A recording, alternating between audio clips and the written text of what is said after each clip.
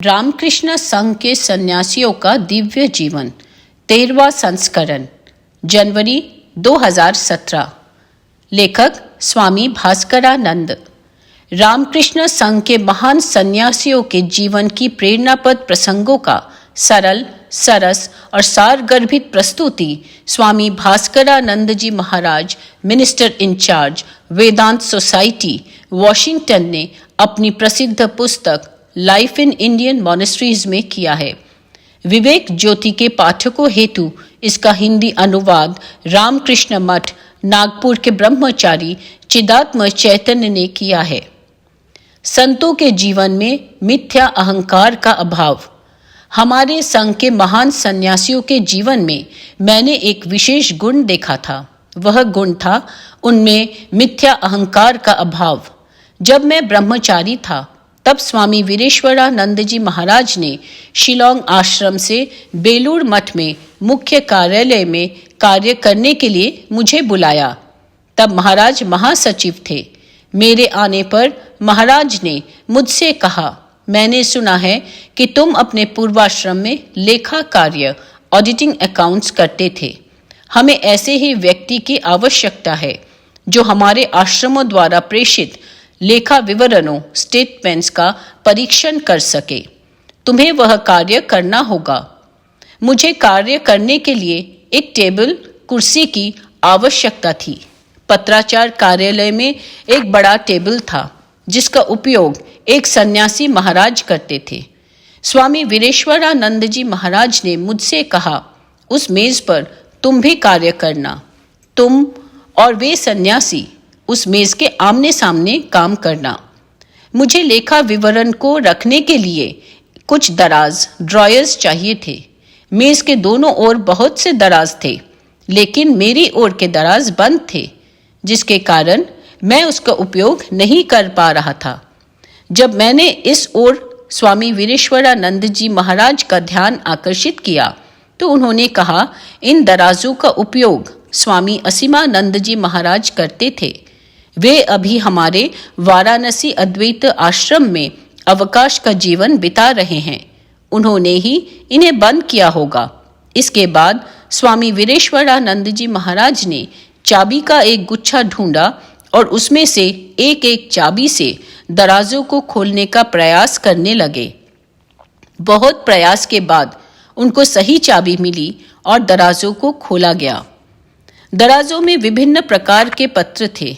उनमें से कुछ कार्यालय और कुछ स्वामी असीमानंद जी के व्यक्तिगत पत्र थे। स्वामी वीरेश्वरानंद जी महाराज ने मुझसे कहा, तुम्हारे लिए इन दराजों को खाली करना होगा। जब मैंने इन्हें खाली करना चाहा तो उन्होंने कहा, नहीं, तुम इन पत्रों को नहीं छांट सकोगे। मुझे पता है कि इन पत्रों को छांटकर कहाँ रखना है। ऐसा कहकर वे नीचे फर्श पर बैठ गए और पत्रों को छांटने लगे। अपने से लगभग 40 वर्ष छोटे मुझ ब्रह्मचारी की सहायता करने के लिए वे खाली फर्श पर सहज भाव से लगभग 1 घंटे तक बैठे रहे।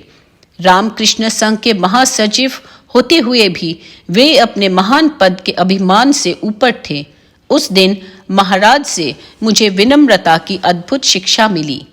मैंने यह भी सीखा कि ईश्वर के प्रति सच्चे समर्पण एवं सेवा भावना के द्वारा कैसे स्वयं के झूठे अहंकार को मिटाया जा सकता है। ज्ञातत्व हो कि स्वामी वीरेश्वरानंद जी महाराज परवर्ती काल में रामकृष्ण संघ के 10वें संघाध्यक्ष हुए। एक अन्य घटना, बेलूर मठ के प्रधान कार्यालय में सेवारत हम कनिष्ठ साधु वृंद जिस भवन में रहते थे, उसी में सह महासचिव स्वामी चिदात्मानंद जी महाराज 1910 से 1974 तक वे भी रहते थे। रविवार को हमारा कार्यालय बंद रहता था। उस दिन हम लोग सुबह गमछा पहनकर कपड़ों की सफाई करते थे। एक रविवार हमारे भवन में रहने वाले कनिष्ठतम साधु कपड़ों की सफाई कर रहे थे। वे बहुत दुबले पतले थे। उनको चिढ़ाने के लिए मैंने कहा, तुमको थोड़ा और मोटा होना चाहिए, तुम ठीक से भोजन किया करो। उन्होंने कहा, भले ही मैं दुबला पतला हूँ, लेकिन मैं बलवान हूँ और मैं मुक्केबाजी बॉक्सिंग भी जानता हूँ। मैंने कहा, अच्छा, मुझे नहीं लगता कि मैं एक हाथ से भी तुमसे लड़ूं तो तुम अपना बचाव कर पाओगे। उन्होंने मेरी चुनौती स्वीकार कर ली और अपने दोनों हाथों से मुझ पर प्रहार करने लगे, किंतु वे सफल नहीं हुए। उन्होंने मुक्केबाजी में बहुत कम शिक्षा प्राप्त की थी। स्वामी चिदात्मानंद जी महाराज उस समय अपने कमरे में थे। वे हमारी बातें सुन रहे थे। उन्होंने बाहर आकर हमारी मित्रवत मुक्केबाजी को कुछ मिनट देखकर मुझसे कहा, लगता है तुम मुक्केबाजी जानते हो। मैं भी अपनी युवावस्था में मुक्केबाजी करता था। आओ मेरे साथ लड़ो, लेकिन एक शर्त पर, तुम मुझ पर हमला नहीं करोगे, केवल अपना बचाव करोगे। इस प्रकार मैंने स्वामी चिदात्मानंद जी महाराज के साथ मुक्केबाजी की, किंतु हमारी लड़ाई केवल 2-3 मिनट तक चली। उस समय स्वामी चिदात्मानंद जी महाराज की उम्र लगभग 60 वर्ष और मेरी 30 वर्ष की होगी। स्वामी चिदात्मानंद जी महाराज का उस दिन का व्यवहार आज भी मुझे अनिर्वचनीय आनंद से भर देता है। यद्यपि वे हमारे संघ के उच्च पद पर थे और सबके सम्माननीय थे, तथापि कभी कभी हमारे स्तर पर आ जाते थे, मानो वे हमारे समकक्ष हों। भारत में केवल पद के अनुसार ही नहीं, अपितु आयु में बड़े लोग भी सम्माननीय होते हैं, किंतु महाराज का ऐसा स्नेहोचित व्यवहार शायद रामकृष्ण संघ के साधुओं के अतिरिक्त दुर्लभ है। यदि स्वामी चिदात्मानंद जी महाराज को अपने पद और आयु का अभिमान होता, तो वे हमारे साथ वैसा मित्रवत व्यवहार कभी नहीं करते। उनमें मिथ्याभिमान का पूर्ण अभाव था। सन्यासी संपूर्ण विश्व के होते हैं। रामकृष्ण संघ के ब्रह्मचारी बनने के थोड़े दिन बाद ही मैं संघ के वरिष्ठ सन्यासी स्वामी प्रमेशानंद जी महाराज 1884 से 1967 का दर्शन करने गया। वे श्री माँ शारदा देवी के शिष्य थे। तब उनकी आयु लगभग 70 वर्ष की थी। मेरे प्रणाम करने के बाद उन्होंने मुझसे पूछा, तुम्हारा जन्म स्थान कहाँ है? मैंने उत्तर दिया, महाराज, मैं भारत के उत्तर पूर्वी क्षेत्र शिलोंग शहर का हूँ। महाराज ने कहा, सच में? मानो वे मेरे उत्तर से आश्चर्यचकित हो गए। उन्होंने पुनः मुझसे पूछा, जन्म के समय तुम कितने बड़े थे? मैंने उत्तर दिया, मैं नवजात शिशु के समान रहा होऊंगा। महाराज, अच्छा।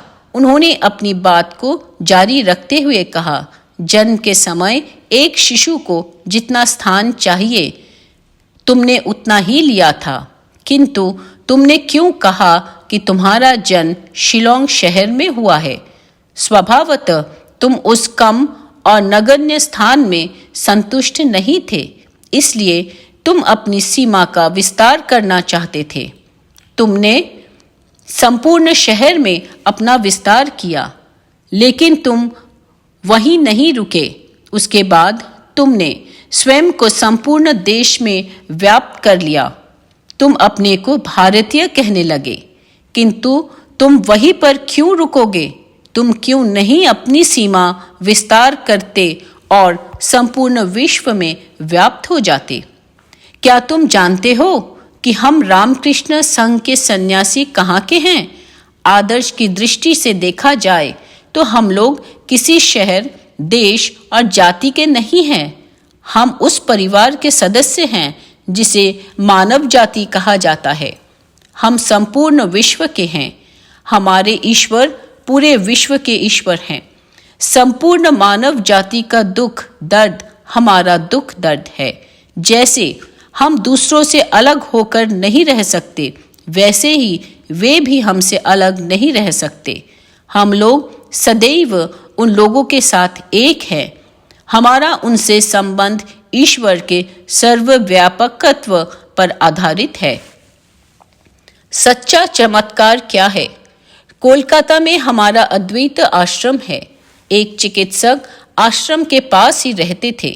वे स्वयं को नास्तिक बताते थे, फिर भी वे आश्रम में आकर आश्रम के अध्यक्ष स्वामी चिदात्मानंद जी महाराज से बातचीत करना पसंद करते थे। वे एक दिन महाराज से भेंट करने आश्रम कार्यालय में आए। उन्होंने महाराज से कहा, महाराज, यदि आप मुझे कोई एक चमत्कार दिखा दें तो मैं अवश्य ही आस्तिक हो जाऊंगा। उसी समय स्वामी चिदात्मानंद जी महाराज का हस्ताक्षर लेने उनके कार्यालय में एक युवा सन्यासी आए। युवा सन्यासी के चले जाने के बाद महाराज ने चिकित्सक से कहा, आप चमत्कार के बारे में पूछ रहे हैं। अभी तो आपने एक चमत्कार देखा। क्या आप अब ईश्वर पर विश्वास करते हैं?